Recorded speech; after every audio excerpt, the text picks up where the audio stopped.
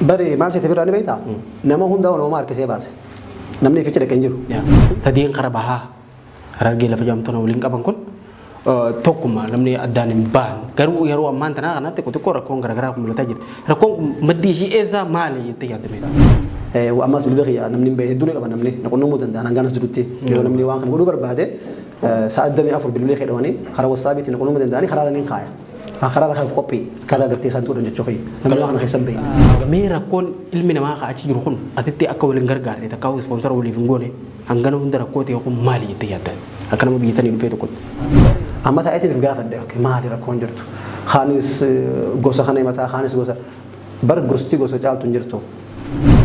Sochiin afran qalloo ta'a ammaan tana kareefu tana haafne dookumentari irratti hojjetamaa jiruu fi jaarmeen hawaasaa amma afran qalloo jaame jaarame kun walitti dhufeenyi isaa maali? Garaagarummaan isaa maali? Moo tokko moo noqo? Ijoolleen tiyyama ijoollee shaniin qaba. Amma dubra kiyyaa yoo gurbaan tokko gosa addaraan dhufee siif kan nu deemin jaani. It's impossible hin ta'uu bar. Maddisiidhaa hawaasaan ta'e muka rakkoo qabu. Amma laal tapha jaarmee garaagaraa kan dhufee.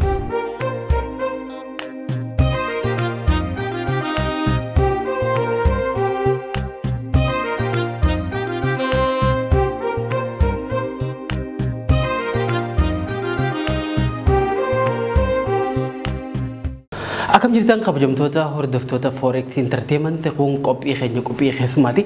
Forex Entertainment irraa torban yeroo kana kanatti dabruu qophiin keenya keessummaa irraan tana keessummaa jabaa tokko nama hawaasa isaa keessatti hedduu beekamaatii fi akkasuma akka saba Oromootti nama waan hedduu milkeesse hawaasa isaatiif hedduu takka waan hedduu nama hojjetee fi ammallee hojjechaa jiru fuuldurarree waan gurguddaa hojjechuudhaaf abdiin irra jiru tokko qabannee dhufnee jira hanga dhuma sagantaa teenyatti nu faana turan afeerraa teenyatti kabajaati. Tole yaamicha keenya kabajee yeroo ta'e qaalii aarsaa gootee asitti nu argamu keetiif hedduu takka galatoom. Galatoomii birraa ilma jabaa akkasumaanuu Forex Entertainment asitti naaf oduu keessaniif hedduu galatooma. Yeroo keessa fudhatanii. Galatoomii malee irra deebi'ee meegaa namni hedduutti beeka hawaasa keessatti hedduu nama waan hedduu takkaan sochii adda addaa godhuudha. Ammoo ka'umsumaaf akka nu ta'utti mee maqaa keetii fi ati naannoo kamirraa akka taate nutti himi qophii keenya haa gallu. Ani Abdallee Ibrahim naan jedhani ani Direedoodha ammaaf immoo Austraaliyaan jedhadha. Okkee itti bareedadha. Mee nuti gaama biyya ati dhufti sun akkuma ati beektu matarii tana deebitee nu rahaa jirta. Baqataa biyya irraa ba'ee jidduu sana jiruu fi kanaa bakka itti deemu sanatti hin gahin. Akkasumatti ati ammoo nama bakka talaaluutti itti deemuu fi waan sanarraa kan dhufedha. So jireenya baqattummaa kana kam ilaaltame atillee nama baqatee biyyarraa deemee ammallee biyya namaa jirudha. Akkasi. Masii tanaan akka tasaa tahee ijoolleen fidees barsiisuudhaaf dubbeti. Keeniyaan ture. Ji'a torba dura Keeniyaan ture. Keeniyaarraa akka tasaa mee biyya masii tanaatu bareedaa jennee masii fidnee. Okay, duraan ijoollee ta'e Keeniyaa keessatti? Keeniyaan keessee ture. Keeniyaa keesseetiin Keeniyaachirraa ji'a hanga takka Keeniyaa baratanii asitti xiqqoo afaan Arabaatii fi Quraana agartee barsiisuudhaaf masii tanaatu bareedu jechuudhaan as fide. As fide waan gaasan keessa hawaasa ani hedduu hawaasa kanaan qunnamuu barbaada. Saruma keessa hawaasa qunnamuu eegale hawaasa masriidhaa. Hawaasni masrii kun hedduu amma waa'ee hawaasa masrii durattu mee walumaa galatti jireenya baqattummaa kana ati nama baqattummaa I think ati gaafa Itoophiyaa irraa baatu Keeniyaa turte Keeniyaa hanga tokko turteeti Awustiraaliyaa deemte mee jireenya baqattummaa kana gaafa achi turtanii fi jireenya baqattummaa amma nuti keessatti jiru kana akkanumatti barsiiste I think mee akkami mee jireenyi kun experience qabdurra nutillee wayi irraa fudhanna. Jireenyi baqattummaa akka Kaayiroodha.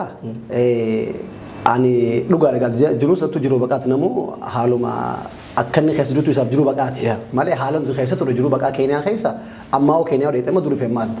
Gaafa keenyaa nuti rufiji kam ta'u turre sharaa dhaabbannee ta'u turre sanirraan ammas carraan hojiitis hin jiru. Marqaa nyaataa salgisi dhaabanii shuroo fudhattaa daqiiqaa fudhattaa timira sii kennanii akkasii jiraachaa turre jechuudha. Bara 26 duraan asoo 27 duraan asoo duraan 30 dura jireenya baqaa bara 92 akka lakkoofsa Awurooppaatti jechuudha. Gaa jiruun baqaa achirraa wayyaa dhuftee jechuudha. Namni sun wayyaa dhufee. Amma irra wayyaadha jechuudha. Ammasiin akka malee. Okkee hedduu takka galatoomii mee egaa amma ati deebi'aa jirta akkuma reefu tana kaafte ijoollee ta'e ati barsiifataa jirta. Gaafa ati deebitu ammoo masrii tana mee akkamitti agarteeti? Waan nuti kanatti gaafadhu masrii tana namni akkamitti ilaala beektaa namni biyya biraa jiru bakka ajantaan garaagaraa irraa burqu bakka namni gantummaan itti wal qoodee wal nyaatu nama dhukkubee wal hin gaafanne tadiyaa walitti hin dhayne aruusa walitti hin dhayne biyya akkasii sanatti namni yaada. Of course wanni takka takka namni ijoollee miidiyaa irraa takka takka haasoftu waan akkasii akka namni akkasii yaadu godhuu dandeessi. So ati mee gaafa dhuftu akkam agartee bakka takaa yeroo?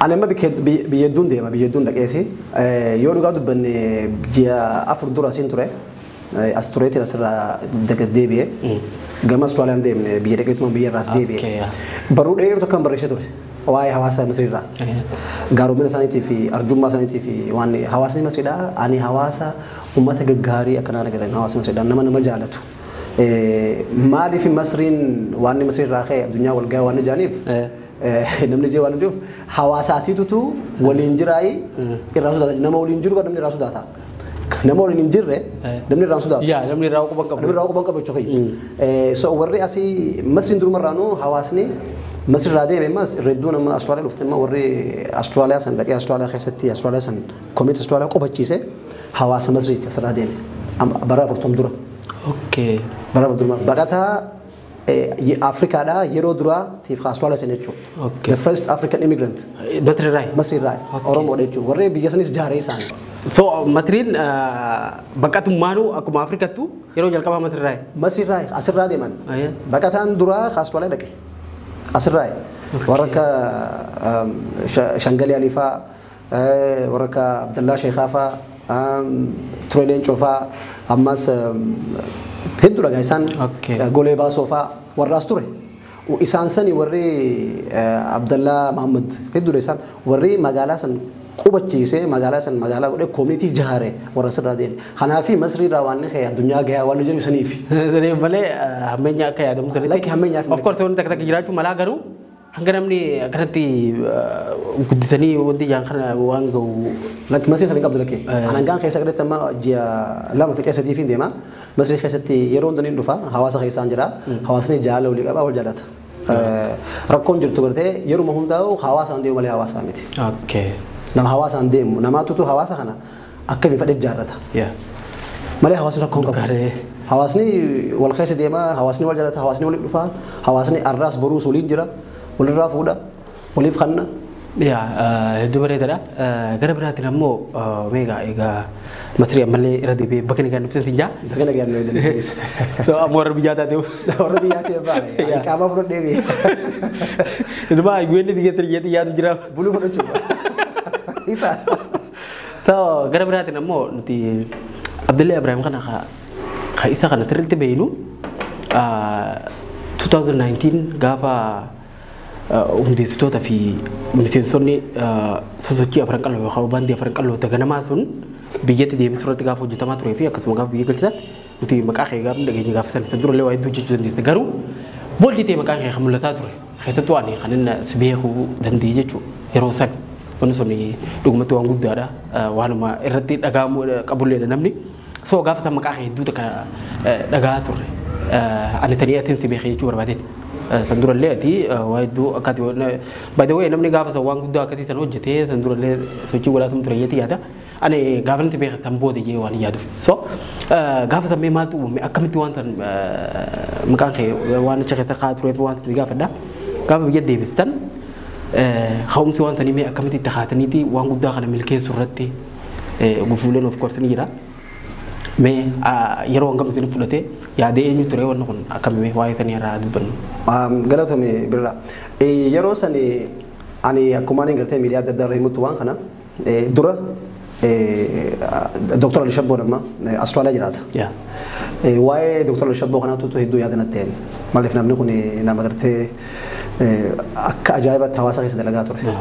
Har'a afaan Oromoodhaa gaafa gartee afran qalloon jaaramtee bara 60 keessa gaafa afran qalloon jaaramtee amma 2 turte namni kun hunduu hamma lamuma keessatti faca'ee deeme. Khaanis qeeroo ganamaatti ida'ame khaanis biyyaa bee Jarman dhaqanii khaanis Ameerika biyya adda addaa deeme jechuudha. Inni immoo biyya keessa tafeetiti gitaaraan artistoota gaabeetu kana hedduu dhagaasii maqaa dheeffatu hin danda'u kana hunda afaan oromoo kana dagaagisaa ture biyya keessatti jechuudha. So seenaan isaa kun dhokachuun isaa hedduu yaadanatti ta'e maaliif seenaan isaa kun dhokotti jechuudhaan hin ka'e mee dokumentari isaatiin dalagaa jee nama adda addaa Ameerikaa irraayis nama adda addaa intarvii godhuudhaan biyya keessa irraayis intarvii godhuudhaan ni jiran malee dokumentariin waraabamee gaafa san na bira ga'een obboleettii Liinaa Yusufiitutu waraabe nuun istuudiyoo wajjin waliigalteedhaan waraabanii ni ergan jechuudha. Saniin akka tasaa ta'ee ka'ee gama Dubaay kana imalee Dubaay Sheekh Mahmud Bookee jira. Sheekh Mahmud Bookee kun nama gartee laabrarii jechuu dandeessan buuka takka isarlee akka as gubbatti yaamtee waa hedduu irraa bartan abdiin qaba isarlee namni kun nama dhokotee jiru isarraa seenaa baruun iddoo barbaachisaadha. Isa biraan dhaqee osoo isa biraan dhaqeen duratti Abdullee Abdallaa tokko Ameerikaa jira. Inni Oromoo TV irra yoo beektan. Oromoo TV Abdullee waliin dalagaa turre Oromoo TV irra yoo cidha itti kaameraa fudhu dhaqee naan jee kaameraa fudhu dhaqee irra dhaabii sirra irra dhaabiti irra haasa'isii naan jee seenaa hedduu qaba seenaa irraa barii dhalootaaf irree haayii naan jee saniin gaafa dhaqee kana Ali Shabboo seenaa isaa kanaas gaafachuun barbaada Chumraanis seenaa takka gaafachuun barbaada naan jennaan seenaa Afranqalloonatti himee jechuudha amma maal natti himee Afranqalloon sila Afranqalloon jiraachuu baatte Ali Shabboon isin jiru. Doktor Ali Shabboon isin jiru Doktor Ali Biraan isin jiru Abubakar Muusaa hundinuu jiran jechuudha sila Afranqalloon jiraachuu baatte so seenaa Afranqalloo sanatti himee jechuudha. Seenaa Afranqalloon timnaan duba kanaafuu gaa seenaan Afranqalloo yoo taate kanaafuu gaa deeroo duraan dokumentari Ali Shabbootii fi siraa waraabuuf dhufe kanaafuu gaa dura kanarra dalaguu amnaan jeen seenaan teessan keessa dhokottee waan jirtuuf. Isaa hojii gaachitti waan asoo inni yoo Austraaliyaatti qopheessinee goona amata 3 booda yommuu tana jidduu bitii teenya gartee kan bilisoomtu taate biyya goonaa jennee walii galle jechuu isaa wajjin amma gaa dalagaan jeetanaa jee dalagaa irraa fudhadhee ani gama Austraaliyaa ol deebi'ee san booda liistii baafachuu gad jechuudha. Afranqalloo tana eenyu jira Usmaa'il Muhammad Adam Booreessaa Afranqalloo Jarman jira.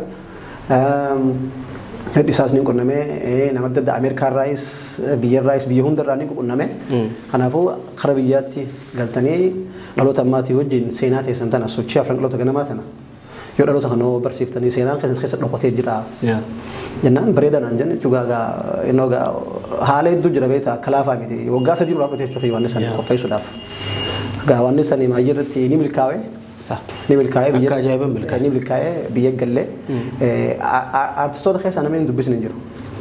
Hayyoota Oromoo keessaas namni dubbisu hin jiru. Profeesar Dr. Raayigalee warra gara lubbuun jiruu fi kan addunyaa Raayigalee Raayigalee hundaa dubbisee carraa hiriiraa dhufanii akka gartee biyya nuti galanii dhaloota kana akka waa barsan jechuudha akka baha Oromiyaatti. Maaliif yeroo san namni hundinuu galaa ture. Biyyatti ilmaanuma baha Oromiyaa kana yeroo san hin galin. Kanaafuu bakka takkatti yoo gallee dhaloota keenya kana at least hamilee sanattis eeynee seenaa teessanii dhaloota kana yoo barsiiftan waa jechuun wajjaa sobe hagarii wannummaan kun dhugaatti hin fakkaanne. Gizee gartee galmii barkumee buuktee gartee harkanne booda namni gargari kaduu idaamsee boodarra samboota beekan waan akka dhugaa ta'e maaliif namni dhugaa ittiin fakkaanne waan san ta'uudhaaf kanaafuu warri yeroo san keessatti hedduu nu gargaaran qaamni mootummaatis hedduu galatoomu shoora guddaa taphatan waan san qopheessuuf nu hojjetu ta'e. Mee gaafa san akkasitti bifatanii waan san milkeessanii mee dhimma kana boodarratti deebinaa yeroo qabaanne amma immoo mee dhimmi ati ammaan tana ati hedduu irratti xiyyeeffattee yeroo hedduu akkana arguu fi akkana dhaga'uttillee xiyyeeffannaan kee amma waa'ee baqattummaa fi dhimma baqataa fi baqattummaa kanarratti yeroo ati waan takka takka hojjettu si argaa. Mee dhimma ispoonsara Awustiraaliyaa kanatti illee akka namaatti jiraachaa jiru tokkoo fi ati illee namoota waan sanarratti gargaaruudhaaf tattaaffii godhaa jirtuun argaa. Waa'ee mee ispoonsara Kanaadaa kanarraa haasofnu ispoonsara Awustiraaliyaa sori. Ispoonsarri Awustiraaliyaa kuni hangam takka mee Oromoon irraa fayyadamaa jirtu waan kanarraa. Galatoomaa birraa dhugatti yoo dubbanne immoo ispoonsara Awustiraaliyaa kana Oromoon irraa fayyadamaa jirtu. Yoo laaltee maantana biyyuma West kana keessaa namni ispoonsara free sponsor kan qabu Awustiraaliyaadha. Itoophiyaan qabdu Kanadaan hin qabdu Ameerikaan hin qabdu. Ameerikaan namatti kudhan keessaa amma 20 keessaa guutuu akka banti. Kuma manta hono phase 1 phase 2 jenii bana kana. Fi Kanadaas kuma agartanii namni hono bakka adda addaati yookaan waan godhatee hiree waan godhatee deemu kana. Awustiraaliyaa kun yeroo hunda waan isaa banna ispoonsara kana. Ispoonsara kana immoo namni keenya irraa fayyadamaa jiru. Maaliif as jiru hubannoon qabu achi jiru sedduu hubannoon qabu ispoonsara kana. Anuu mataan hubannoo qabaachaan turre. Ammaan eegaan gartee as dhufe. As dhufee haala baqataas dhaalee namoonni dalaalee Keeniyaas dhaqee ilaalee hubannoo waan san argate jechuudha. Maaliif amma Awustiraaliyaa ni laaffiste waan san akka gaarii laaffiste. So nama tokko ispoonsara godhaaf Deeqa shan irraa fudhatu. Namni achi jiru nama biyya baqaa keessa jiru godhuudhaaf Deeqa shan irraa fudhatu. Deeqa shan irraa fudhatu. Okay. Deeqa shan laafa akka malatti. maallaqa wangam kafaluu qaba jechuudha. Waan akka kafalu. Free bilaash. Bilaash. Saayibaa godhuu danda'a. Obboleessaa godhu obboleettii godhuu danda'a. Saayibaatii godhuu danda'a. Fira godhu akkuma fedhe godhe friend of friend jee godhuu danda'a. Rakkoon qabu. Ispoonsima godhu. Maaliif iddas laa UN'n si geessitu Austraaliyaan carraa hiree namni ispoonsor godhuu fi san kan bal'aa qabdi. Bal'aa qabdi. Maaliif jennaan yooma fakkeenyaaf birraan ispoonsor si godhe yoo achi dhufte iddas laa isaan si qubachiisuudhaaf biyya si barsuuf rakkatan si dura waan hin jiruuf. Namni tokko nama godhuudhaaf limitation jira hangam takka nama hangamiif godhuu danda'a. Ani limitation agarree mee dhugaa dubbanneen nama takka limitation agarree waan kun nasiib hedduu keezii keetii irraa. Namni kun yoo keeziin eeka jabaa ta'u inni fudhatanii yookaan subjektii sananii jechuudha. Kanaafuu laafaadha godhuun amma keessatti sadattummaa onlaayinii deebisan. Namni immoo waraqaa itti erganii waraqaa san guutee achirraa namni immoo dalagaa hojjetu biizii waan ta'eef waraqaa kana fuudhee poostaan bika baay'ee guu kana xaaxaa dira kana keessa namni dabaruu waan itti ulfaatuuf yeroo gargarii agartee namni waan kana godhu hubannoo hin qabneef laafaadha maal godhu qaba fakkeenyaaf onlaayinii jira waan kun onlaayinii gidee jiru foormii jira foormii 680 takka 681 foormii san fuudheetu maal godhanni aappiitu jira aappii gartee doksaayiniin jedhanii aappii doksaayiniin kana keessa doksaayiniin kun mootummaadhaan waan inni ta'ee jira hayyamamee jira approved ta'ee jira. Foormii san fuuteeti 680 takka aappii san keessa neetee doksaayinii san keessa neetee doksaayinii san keessatti farramta digital farramta farramtee feetu guyyaatti goota feetu guyyaatti hin gootu. Feetu guyyaatti gootee ergitachuu yommuu foormiin san nama 3 nama 4 ergitu taate asitti guyyaa bicha san naqatu foormii san guyyaarra godhataa jechuudha. San godhee ergiteetuma san booda paaspoortii ta'e kooppii gooteetuma yookaan keemistii yookaan faarmaasii yookaan police station dhayitee paaspoortiin kee kun paaspoortii dhugaa ta'uu ka kooppii irraa goote kun paaspoortiin kooppii kun ka dhugaa irraa godhatee beekanii istaambii si godhanii si farraman jechuudha. Sanuma fuudhanii iskaan godhanii yookaan moobaayilaan kaasanii si ergan. San booda teessoo isaatii fi imeelii isaa mobaayila isaa yoom biyya san seenedha. Dalagaa maal qabaadha. Kanuma waan biraatti miti. Kana teekstumaan si erganne warra asiitti guuttataa jechuudha. Diiteelii kee guutuu. Waan akka guutuu qabda diiteelii keetti illee guutu. 6 waan irratti amma nama achi jiru sana kun. 6 waan tu diiteelii isaa guutuu qabu asii guuttata warri asii. Warra asii guuttata. Maqaa isaatis maaliif paaspoortii isaa. Inni saayin godhuu qofa irraa. Saayin godhuu asirraa eegama. Saayin godheetuma teessoo isaa mobaayila isaa imeelii isaa adreesuma isaa namicha ergu. Fi guyyaa biyya san seene. Fi faamilii meeqa qabaa fi dalagaan isaa maali kanuma gaafatu waan biraan gaafatan dhume kanaas teeksumaan si erga jechuudha. Erganaas abbichas jiru si guuttata naqate janga takka booda siif deebi'a jechuudha. Hanga san booda namichi ati jiru ammoo A41 moo waan san isaa guuttate asii guuttate. San isaa waa hundi isaa guuttate. Waa takka warra ittiif rakkoon qabu. Waama onlaayinii deeqa shan keessa godhanii erganiif jechuudha. So mee yoo waan kana salphaa ta'u taate beekii wanni kun ispoonsara nama tokko godhanii biyya kana baasu jechuun dhugumatti jireenya nama tokko osoo hin taane jireenya faamiliitii fi jireenya biyyaa jijjiiruu jechuudha. Namni tokko gaafa ta'ee nama biraa nama meeqa gargaara faamilii taata gargaaru biyyaa ba'ee jira. Akkasuma biyyee isaa abdatu jira namni kun gaafa achi dhaqee hojjetee qabeenya argatee biyyaan gargaaruu danda'a baratee barumsa isaatiin biyya isaa fayyaduu danda'a. So nama tokko gargaaru jechuun biyya baqaa keessaa nama takka baasu jechuun dhugumatti waan guddaadha akka nama hawaasa guutuu gargaareeti. So wanni kun egaa hangana salphaa ta'ee mee rakkoon ilmi namaa achi jiru kun asitti akka waliin gargaarre takka ispoonsara waliif hin goone hangana hunda rakkoo ta'e kun maali jettee yaadda akka nama biyya sanii dhufee tokko. Bari maal seete biraa ni beektaa nama hundaa nama harkisee baase. Namni fiicha dhaqee jiru. Hundi jireenya baqaa keessaa deema. Akka ta'e. Kagartee karaa Finfinneetiin fiizaa godhamee baheef malee hundinuu jireenya baqaa keessaa bahe. So if duuba deemee ilaaluu qaban jechuudha. Balayeen isaanii hojii duuba jiru kana. Saayibaa isaa ta'uu fedhe yoo ta'u ollaa isaa ta'uu kan biyyaa ta'u. Nama ilmoo namaa ta'uu qofa osoo gaya. Nama tokko as keessa jiru baqaa keessaa baasuun ilmoo namaa ta'uu qofa osoo gaya. Baqataa fedhe yoo ta'e jechuudha. Ispoonsara godhuu fi laafa waan takka waan ni gartee nama san dhibu hin jiru. Maaliif amma gaa yeroon akka ilaalu yeroo gargari diddaa osoo hin ta'in hubannoo dhabuudha. Anu kasiin saa ture mataan kiyyaa'oo hubannoo dhabuudha. Waan kana maanta awarenessii kun beekuu qaba namni. Daqiiqaa 5 ol waan irraa fudhatu hin jiru. Daqiiqaa 5 ol nama keessaa. So hanqina awarenessii malee. Hanqina awarenessii malee. Namichi wanni darbu tokko illee ni jiru. Yeroo irraan fudhatu maallaqa hin baasu. Maallaqa hin baasu. Waan takka hin godhu. Ibn olii gad waan garagaraa piroosesa garagaraa illee kan dabru hin jiru. Hin qabu waan takka. Namichi saayin godhee ergeetuma. Sanuma qofa. Adreessa isaa ergu. Sanuma qofa. So kana taate duuba uummanni Oromoo. Waan biraa sanii miti paaspoortii teessoo biyya sanii ta'uu qaba. Dirqama paaspoortii qabaachuu qabu. Yookaan sittizina jennee gartee san gizee amma shanguutti si kan inni jira. San qabaachuu qaba. waan sadii permanent residentii teessoo biyya sanii yookaan paaspoortii qabaachuu yookaan sidina qabaachuu. Namni kun ammas dirqama dalagachuu hin qabu. Kiraayiteriiyaan jiru kana qofa.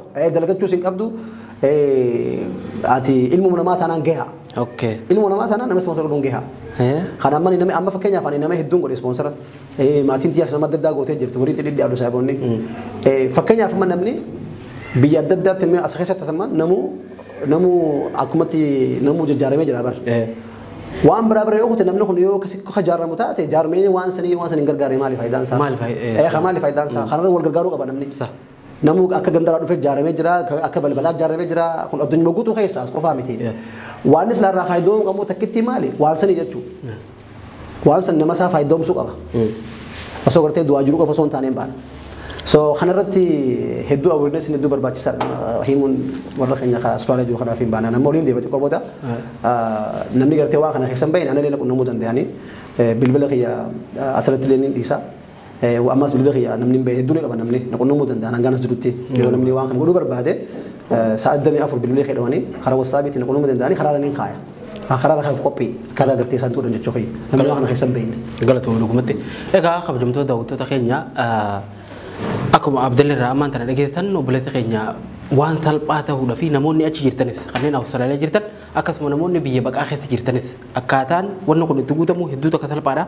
Yoo dhugumaa wanni kun gartee nama gargaaruudhaaf namni yaada qabu yoo jiraatu taate obboleessa keenya Abdallee qunnamuu dandeessanii wanni kun hanga salphaa ta'e immoo argatanii jirtanii waan daqiiqaa 5 namarraan fudhanne firiidha sumnii takka ittiin baasisu. Osoo sumnii takka hin baasin nama gargaartee biyya tanarraa fuutee biyya baqaa hamtuu tana keessaa fuutee biyya tana geessu jechuun waan salphaadhaa miti. So ispoonsarri Awustiraaliyaa waan sadarkaa kanatti salphaatii namni keenya irraa fayyadamaa jiru. Mee Abdallee gara biraatiin ammoo Oromoo fi sabni biraa takkaahu uummanni biraa garaagarummaan isaa waan kana fayyadamuu irratti qaban akkamitti biyya sanatti? Yoo dhugaa dubbannee maan tana Awustiraaliyaa maqaa isaa amma daataa yoo laatte daatabeesii laatte Oromoo kamtu biyya san jira Oromoo kun 15 olii ta'a. Kanuma Oromoo dhugaa yoo deebite 7 jala. Kaan alagaa maqaa kanaan fayyadamanii baanii jechuudha.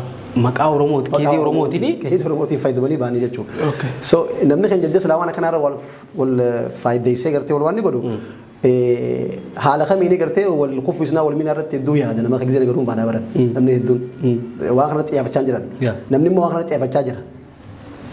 Nuti dhagaa walitti irraa namni nutti fayyadama. Namni nutti fayyadamaa jirra.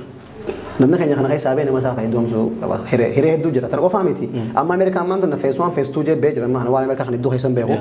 Sammee nama waan kana keessa beeku. Okay, yeroo gabaabdutti Ameerikaan illee nama akka Abdallee nama ispoonsara Awustiraaliyaa dambaate kanatti ispoonsara Ameerikaa USA jechuudha. Nama bal'ina waan kana addaan siin baasu yeroo gabaabatti qabannee siin dhiyaanna. So sullee akkuma jirutu jechuudha. Kanaadhaa immoo namni hundi beekanyeeti yaada.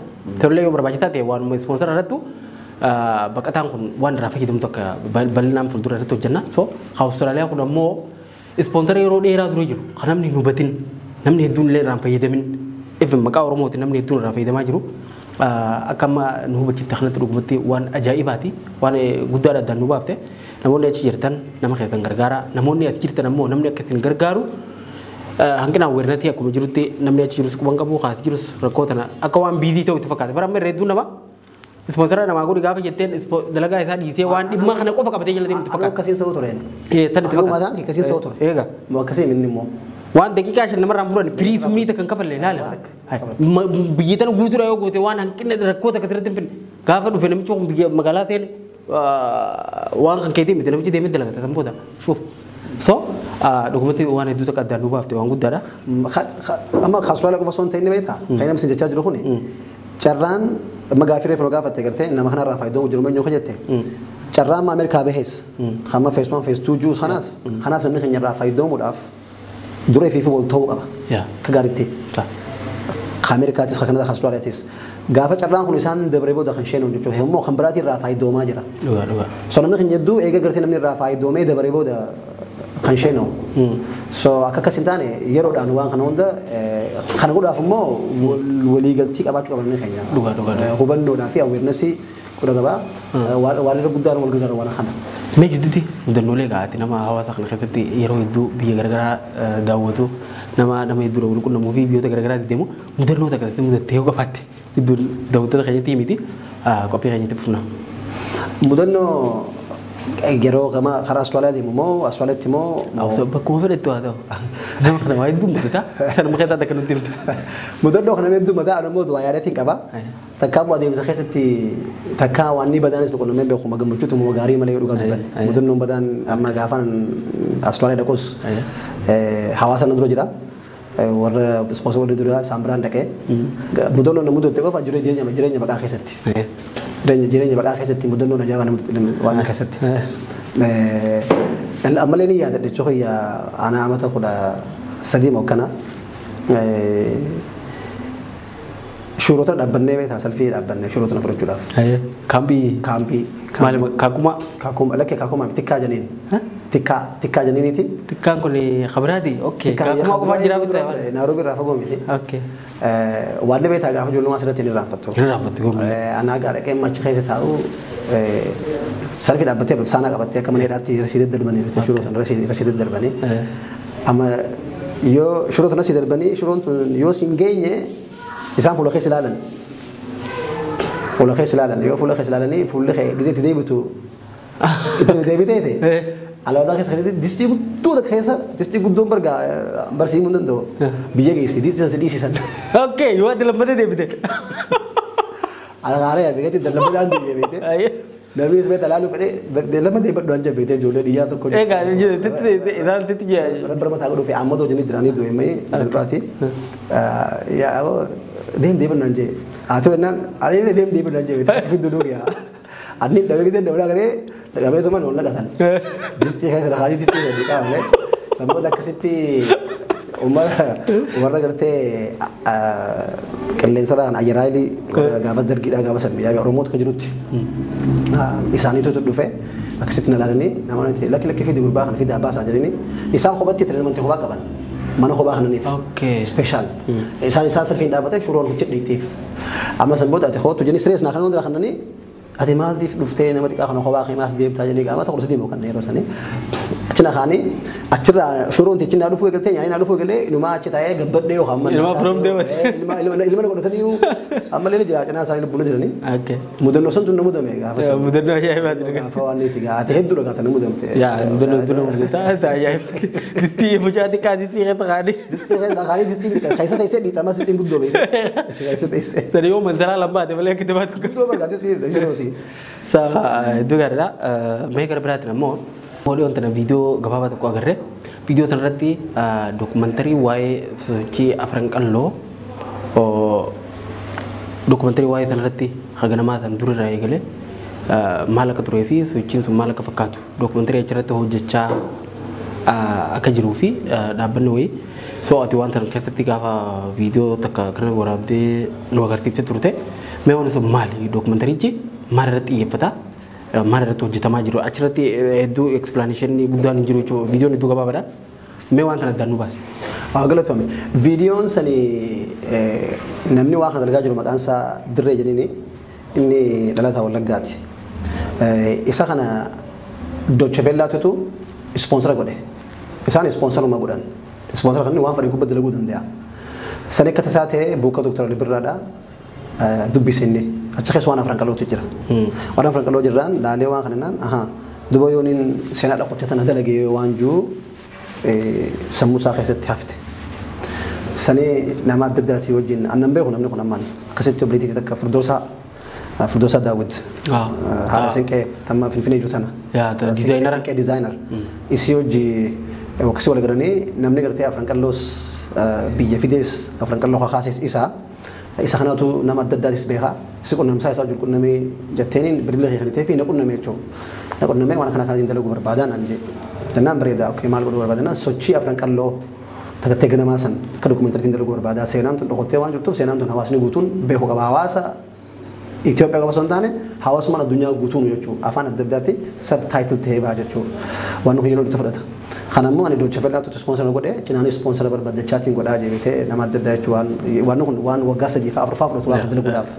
Kanarra gaamma waan kun amma sochii afran qallooti beekamaa afran qalloota akka namni mati ilaaluu miti sochii afran qallooti ganamaan guzee kaatu maaliif sabaa sablammootii adda addaati waa kana keessa jira yeroo san keessatti waa kana olii fidanii haala yeroo san gabrummaa gartee keessa jiran jalarraa bahuudhaaf maqaa kana gartee dhufanii fudhatanii bahaa lixaa kibbaa hundarraa jechuudha. Maqaa kana fudhatanii maqaa sanii kaan sochii afran qallooti jechuudha. Namni gaamma akka adda addaa hubata malee dhaloonni boodaa kun hin baane. Kan dhaloota boodaa kanaaf waan kan gaartii ibsuun dokumentari sana keessatti barbaachisaa. Saniin gaa nama adda addaa qunnamsiisee gaa bu'uuree sana afran qalloodhaa lubbuun jira. Usmaan dhumma adam jedhanii jarman jirannaan jarman dhaqee gisuma sana. Jarman dhaqee jarmatti sarraayis waraabee jechuudha. Waa'ee Sheekh Mahmud Bookeetiis warra jiru shantamiis hunda gaa warra yeroo san lubbuudhaan jiru fi warra yeroo san jiruu fi dhaloota ammaatirraayis jechuudha. Waan kun ammallee deemaa jira. Amma soofaa ilaan gammaa nama 10 gahee kadhate ganuu ammallee ammaas nama 15 barbaade jechuudha biraa waa kanarratti kan interview godhu barbaadu jira jechuudha bikka hundarraa waa kana. So waan san yoo bahe dhaloota ammaa kanaafillee waan taaf barnoota taaf hubannoo kannaaf jechuudha gartee waan afran qalloo hin beekne jechuudha. Nama gartee hubata adda addaa qabu fi saniifin waan sanii isaa wajjin irra dalagaa jira. Dhugumatti waan bareedadha. Gara biraatiin ammoo wanni akka bakka kanatti addaan nu baaftu barbaadu sochiin afran qalloo ta'a ammaan tana kareem tana haafne dokumentari irratti hojjetamaa jiruu fi gaafa dur akka sochitti baandii qofa osoo hin taane durga akka Ismaa'il Adam faan Dr. Ali Shabbo faan Ali Birraan faan namoonni akkasii keessatti hirmaatanii qabsoo Oromoo tanaa gara walleetii fi gara qabsootiin illee sososaa turan turii fi jaarmayni hawaasaa amma afran qalloo jaame jaarame kun walitti dhufeenyi isaa maali garaagarummaan isaa maali moo tokko moo nuku akkam seetema afran qalloo gosaati jira sochii afran qallooti jira sochii afran qalloodhaa afran qalloo movement waan jiru kana afran qalloo gosaati walitti fiddu sigaleema anama gaafaan dalagu san sochii afran qallooti kan inni biyyatti galcheessuu xiyya amma afran qalloon yeroo hunda qophooytu siin hawwisoo afran qalloo taganamaa sanii garuu akka tasaatee warri waan kana qopheessu gosa afran qalloo sanaa ta'u malee isiin tawaasaati arraas borsa kanti beekuttiin baanaan ummoo warri waan san qopheessu akka tasaatee meebi gosaan afran qalloo ta'u mala ummoo isiin tanama hundaati afran qalloo gosaati jira akka afran qalloo jettee jaaramtee jirtu jechuudha akkuma fakkeenyaaf afran qalloo horogolaan hubbannaa maccaatu lama sikkoo mondoo yaadi jira nama akka gosaatti jechuudha. Tolemee gara biraatiin ati biyya kanatti akka deddeebi'aa jirtuu fi atitti waan takka takka akka hojjechaa turte akkuma biyya biraa gaafa deemtu hojjechaa turtanii keessattuu yeroo taraa amma dhufte sana baqattoota kana keessaa namoota garaagaraatiin wal argaa jirta. Kan walitti gaafa dhufu namni tokko diyaaspooraan tokko gaafa biyya biraa dhufe nama naannoo isaatii fi ganda isaa walitti qabatee gosa isaa xiqqoo jammaata isaa walitti qabatee dhuma girgirri uumee biyya kana adeema. Ati ammoo hanga dhufte kanatti nama adda addaa quunnamaa jirta. Mee waan kana kaayyoon ta'e maal godhuudha fi namoota garaagaraatiin walitti wal argaa jirta kanatti. Galatoomii birraa maal seetanii beektaa? Ani dhalataa ba'aa Oromiyaati. Akkit guddinnes akkasi. Eegaan biyyaa bees ture amata waggaa 32 amma eegaan biyyaa bee. Jaalalaa jirtuun biyyaa bee nama wal jaalatu nama wal gaafatu nama yoo gartee wal kabaju yoo taa'u jiraatee dhufte siif ol ka'u haala bareedaa san keessatti biyya keessaa been jaalala jirtuu keessaa hin baana. Haalli nama agarummoo xiqqoo haalli kun nan gammachiisne haala fokkotaatu deemaa jira amma haalli amma deemaa jiru jechuu kiyya. Keessaa bugaa haalli gartee bubbee irra deemaa jiru qilleensa irra deemaa jiru kun hedduu fokkotaa. Maaliif gaadda haalli deddeebi'ee keessa maal godhu dhagaa muree jennee miree waan kun suututti lafa gabbu'aa jira. Lafa gabbu'eetti hawaasa gaarii gartee waliin jiraatu kana maal godhaa fida gargar faffageessaa dhufu. Kanaan nan mul'ate.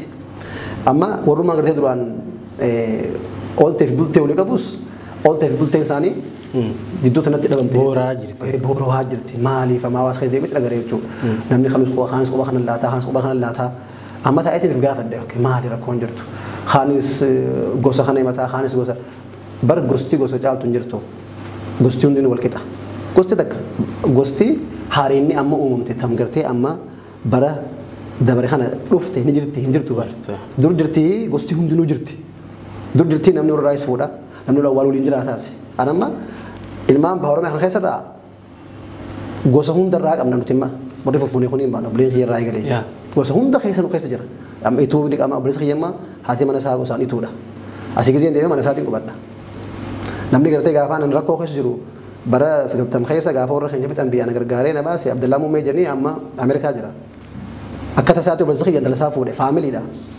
sigalee gama kanaanis obboleessa kiyya akkasuma tabiraaf jalaa qaba British khabaraaf jalaa qabdi namuu wal keessa jira waanni haareenni amma uumame tan jirtu tamiyeetiin dhaabbadhee gaafa dhechuu hoye dilamaan namni kun akkatti gargar fagaata hay amma fakkeenyaaf bare namni bar jireenya mataa isaa jiraata. Hawal oolchuun jiru, hawal bulchuun jiru, hawal nyaachuun jiru. Namni nageenya ma jidduu jiraachuu. So nageenyi isaan jidduu jiraachuu dhabu kun maal godha? Carraa akka reeffa nama haasofne kana hunda isaan dhabsisaa jira. Carraa gartee baqattummaa keessaa biyya alaa bahuu kanaas isaan dhabsisaa jira. Maaliif iddees laawwan san gubbatti dalagan shiroo irra yaa'uudhaaf dalagaa jira jechuudha namni keenya hedduu. Antaan tanaan if gaafadhe rakkoon jirtu maali? Namni waan biraallee yoo gartee warra jidduu dhabame salaamtaan jidduu jiraachuu qabdi.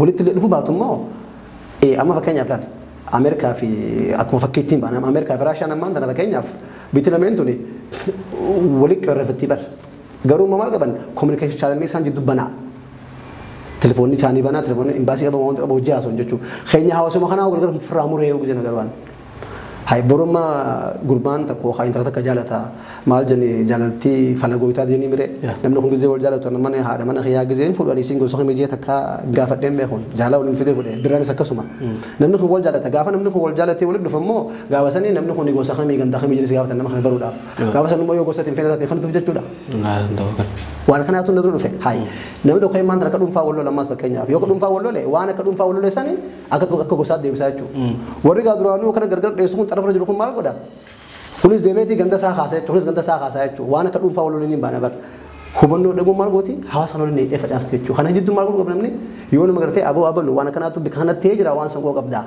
o makana kana fa walin wan garte sala wala wali qaban malif wan walin qamnu ra walin damni dira ka tu dira gudda sa khana rat yo walin haso inne namni barara yo biyade namni bar wan bo hirata nya tu qabu bar wan ganamo bare nya tu qabu kor be jirata dama khenyam ban so namni sa ka sirra jiru san gize ga debe wal nyaati mali khaysafu jirenya akhir khaysa bi sadfa demte ti bar jirenya khay jirte jirenya hawa khaysa jiru demta hala khamini du ba fi khak as khaysa kana jirtu taate demte jirenya nama khay jiru demta mal be hukamna daloni de bare nuf jiraachaa tun khara gartee nusaanii dhaate chaajur maqaa isaanii yaamaa kanatti gisee hunda nuti ilmaa bula bulu jennu kuni nutiif jiraachaa turan bar yeroo san bar sila jireenya bareedaa jiraachuu danda'anii bar garuu nuuf jiraachaa turan nuti warra nuuf jiraachuu qabna nuti bar ifi jiraannee dhalootaaf jiraachuu nurra ture sila garuu warra nuti ifi jiraachaa jiraachuu dhalootaaf yaadaan jirru haala mana nuti keessa jirru kana dhaloonni kam ta'uu deema dura kada anjoolleen tiyya ijoollee shaniin qaba amma dubra kiyya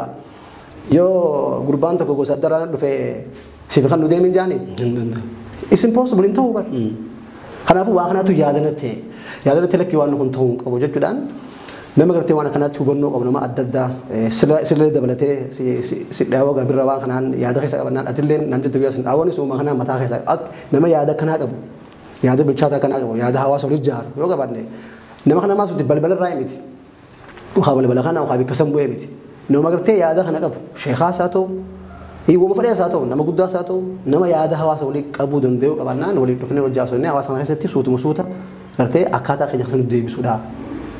Jee yaada sala bakka nama daddaatti hojjimma waan kana haasawaa jiraachuu kiyya dhawootumaan jira miti dhawootumaan waan biraa dhaban wama lama ol gaafachuu telefoonaan ookaa walii bilbiliituma waan sana akkas ta'ee jira osoo hubannoodha walitti hin seenne hubannoodha walitti seennoo jechuun boodaloota keessatti gaagama guddaa fida kanaatu yaadana ta'e.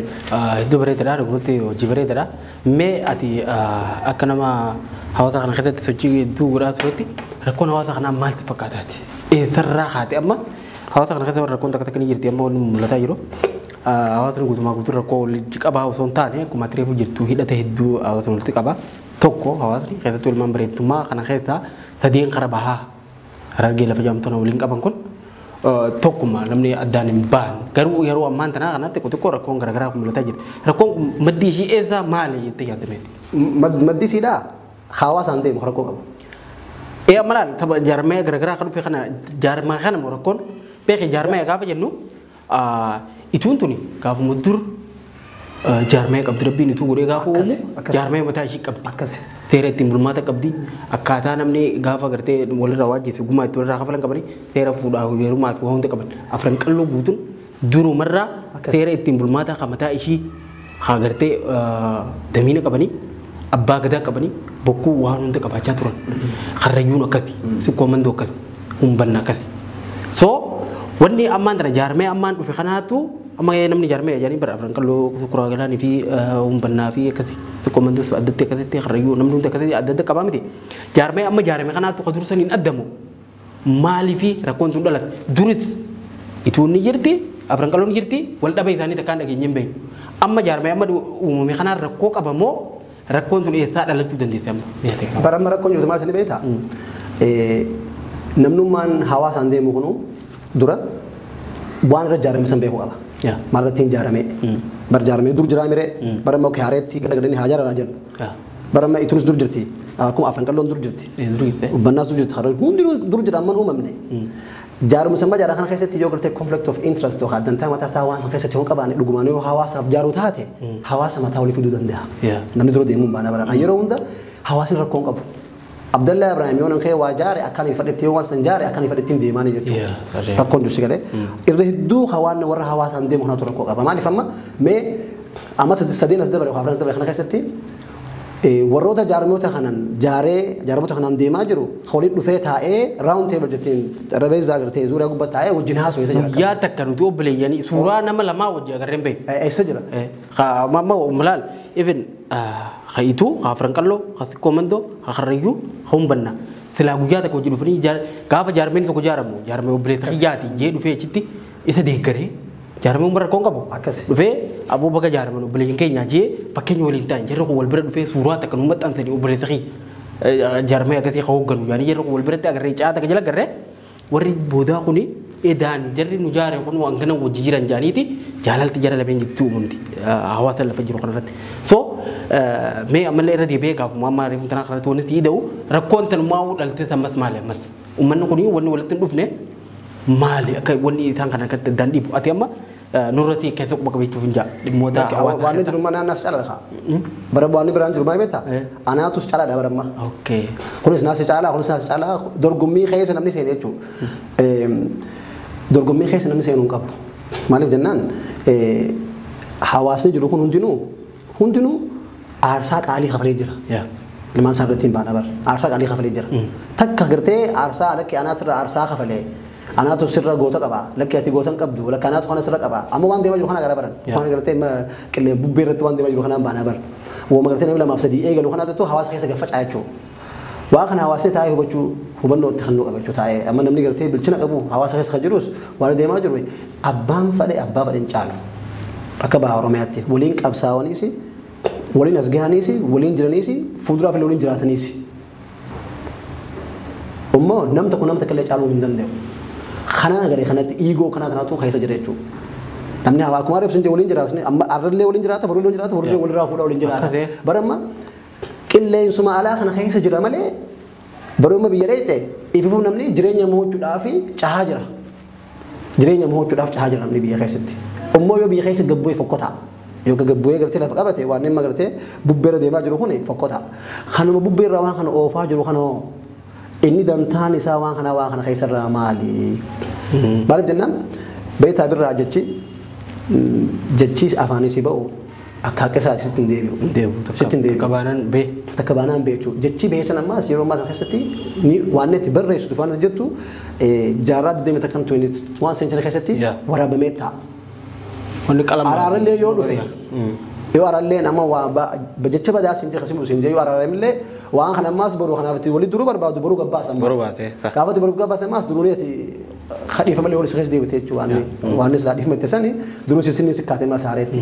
Kanaafuu waan jaan jecha jaan san firraa eeguudha osoo waan jenne immoo yookaan social media gubbatti yookaan laayikii harkachuu fi yookaan populaatii harkachuudhaaf hawaasa isaa saba isaa miidhuu hin qabu namni tokko hin baane. Nama kana immoo hawaasni yookaan irraa dhalatee yoo ta'e yoo akkasitti akka ijaaramee jiraatetti nama kana keessaan gorfachuudha. Taa'ee waan kana sirrii miti. An kanumaa dhaadhame maas hawaasarraa. Hawaasuma gartee ijaaramee jiru kanaawu namuma kanaawu mee haala kamiini nama gartee arraan Abdallah Ibrahim bar kana qabuun qaba. Akkasii bakka irraa dhadheen qaba bar. Namni irraa dhadheessan awoo karaarra jirtu taa'ee jenna qabachuu danda'u qaba. Maaliif jennaan maqaa kiyyaas balleesseetiin maqaan uummata dhadhees balleessaa jechuudha. Haala santu deemaa jira. Haala waan biraa bira kutanii gootanuuf jiraachaa ture. Isaaniif jiraachaa ture. Haslaa qabeenya qabaachaa miliyonataa ture. Lubbuu isaa wargama qaalii kannee arraan tana fuula rabbii jiru irraa haasa'u jechuudha. Warra akkasiitirraa. Haslaa ta'uu hin qabu. Maaliif kana hundaa eenyu qabaa kan godhu qabu warra irra lubbuun jirutu taa'ee wajjaasoo maalii rakkoon kun jee wajji furmaatatti fiduu qaba jechuudha. Kana dhagaraan jiru maasan. Guyyuma guyyaarraan waan kun hammaachaa deema. Yoo nuti haala kana akkasii daanne akkuma reefu jeetti dhaloonni noo kam ta'uu deemaree dhaloonni keenya. Angkanaati koo yaadana ta'e sanii fi asitti hawaasa adda addaatti hojii gaa gizeen dhufe carraa gizeen akka hojii haasoo jiraachuu mee waa kana kamitti haala kamitti formaatatti finna waan gaa namni kun yoo waa tolchuu barbaade nima tolcha. Hawaa tolchus nama hawaa balleessus nama. Fayyisaafu akka haalli amma akka baha Oromiyaa jiru xiqqoo nangama fokkootaa xiqqoo akkuma nama beekutti. So jaarmiyaaleen amma jaaramaa jiran kun hawaasa waliin ijaaruu osoo hin taane maqaa hawaasaatiin waan biraa ijaaranii hawaasa waliin buusuudhaaf jechuu bara makkatti. Kana jechuun hawaasni ijaaramuun dhugaadha rakkoon qabu akkaataan itti ijaarameen kun sheeppii godhame sirrii akka hin taanedha amma. Sababni isaa tokkoffaa jaarmiyaaleen jiran tokkichi wal quban qaban. Naattuu abaluu caalaadhaan dhiibbaa walirratti yoo godhan ijaarameen kun even nama biraa miidhuu dhiisi warruma ijaarame kana miidhaa irra fida. Amma bara namni miidhaa jiru namni tokko gaafa gosa ta'e irraa gabbee nama biraa arrabsu nama biraa tokkotti waa godhaan jiru beeka. Gosuma ta'e tana miidhaa jira. Namni dura jibbuu qabu gosa ta'e gaafa nama biraa namni gosa ta'e gosa biraa arrabsa. Namni tokko Oromoo ta'e saba biraa kan arrabsu taate Oromoodha arrabsiisaa jira. Achi deebisaan achi as deebi'u Oromoof deebi'a. Gosa takka ta'e namni gosa saniif as deebisii galee gosa san nama biraa jibbisiisudha. Amma osuma silaa akka sabattu jechuudha. Amma namni akka alagatti laallu yoo kan jiraatu taate saba kee keessa taa'ee gaafa saba biraa arrabsu. Respoonsiin achi as deebi'u saba keetiif beeka. Even arraba isaa ta'u qawween achi buqqaafamtu saba keetti irra buuti. Nama kee miidhaa jira jechuudha. So namni gaafa namni nuti gartee dhorkachuu qabnu nama sibira taa'ee takka gosa ta'ee takka saba kee ta'ee takka biyya kee ta'ee nama bira duulu namni dura nuti irra bobba'uu qabnuu fi waan san sirreessuu qabnu namicha nama arrabsu kana malee deebisaa isaa deebituu fi sanarratti duullee gurbaan kun keenya maaliif irratti duultanii qofa osoo hin taane akkasi. So namni tokko dura taa'ee badii balleessuu danda'a. Jaarmee biraa jibbuu danda'a. Kana deeggarree kun gosa xiyyeejjee jala deemurra namichi nu jaare kun rakkinni inni gosa biraati wajjin qabu maali obboleeyyiin keenya kana wajjin nuti maaliif jala deemuu jira waan jedhullee hawaasni illee osoo ilaalee bareedaa na fakkaatan. So nama tokko gaafa nama jaaranii jala deeman dhugaadha jaaramuun bareedaadha garuu jaarmeechi obboleeyyan fi kabiraa ilmaan adeerran isaati wajjin rakkoon inni qabu yoo jiraatu taate jaarmeen maal godhu barbaachisa. Jaarmee ati jaaree bakka biraatti bobbaasuu deemu namichi bara si jaarratee waraana keessa godhatee bakka biraatti si dha'uu deema malee siyaasatti miti faayidaan tana keessa jirtu maali. Obboleeyyan fi addaan si baasee qophatti wanni ijaaruu bar faayidaan qabu. So kun akkanaa dhugumatti waan hedduu gaariidha wanni ati sochiin amma ati godhaa jirtu waan hawaasa kana jaarati keessattuu hawaasa baha Oromiyaa kana waan dhugumatti hedduu fayyaduudha jabaadhu itti fufiinsi hin jaaru. Galata mirra maal seete beektaa? Mee Oromoo lolaan Oromooti ni jirti? Hin jirtu. Oromoo maali walmooti? Jaalala walmooti. Sigalee? Oromoon jaalala walmooti. Amma baramma gizee karaa gubbaa deemtu hanga gartee namni qobaluu laatu jiraame kun abalu hin jedhu agartee dur kun Tigree kun Amaara kun akkasi namni jee qobaluu laata bar adeemsa siyaasaa dabara keessatti baana bar keenyummaan kan baa Oromiyaa har'aan tana bikkuma Oromoon jirtu kanaa kan geesse kun seenaa keessa jira kana waan inni oha dhaada dhume jokai qabsoon Oromoo tajirtu irra baha Oromiyaatiin as geesse akkasii bar seenaa fi firraa balleessaa jiran seenaa san keessa dabarsanii baana. Selarra abbootiin teenya akhiraa jirtuun ol deebitee biraa taalan keessa jiru kan akkam taa'ame birra. Uummatni wallahi ni qaanfatan jira. Egaa waan isaan keessa dabarsee fi akka isaan turaniif akka turre gizee lama islaama qabdii keessa ol baane akkam taana. Kanaafuu nuti immoo dhaloonni kun isaan caaluu danda'uu qabna yeroo hunda. Isaan caallee mul'annuu qabna. Haayoo isaan isan bikkaan gahuu qabna. Seelee kana godhaaf immoo mataa walii qabachuu qabna. Osoo buluu caalaan hin jenneen baana. Rakkina amma jiru keessaa bahuudhaaf hin baana. Kana takka waan takka kaani yaadamatti birra. Dhugumatti hedduu bareedaadha.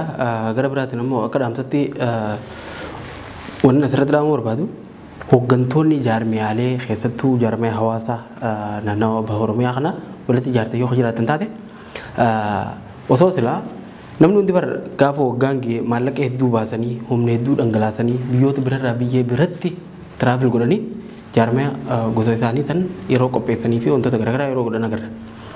Yeroo takka silaa hooggantoonni kun waliin dhufanii jaarmee bakka takkatti jaarmee hooggantoonni hundi hooggantoonni kun yoo xiqqaate bara amma namoonni rakkoo tana keessa jiran jaarmee sadeenuma kanaa bara umbannaa fi Itoophiyaa biran qalu sikkooman dullee argee keessatti numa jirti mee ibin karrayyuu dabalatanii ilmaan bareentummaa kun bakka takkatti san booda ilmaan booran illee dabalachuu danda'an jechuudha. Fakkii ta'uu danda'an. Sadarkaa kanatti osoo walitti dhufanii namni hangi tokko maqaa kanaa waan tokko osoo qopheessanii dhugumatti hawaasa kana jidduu rakkoon xixiqqoon deddeemti sun akka furamtu jennee yaadna.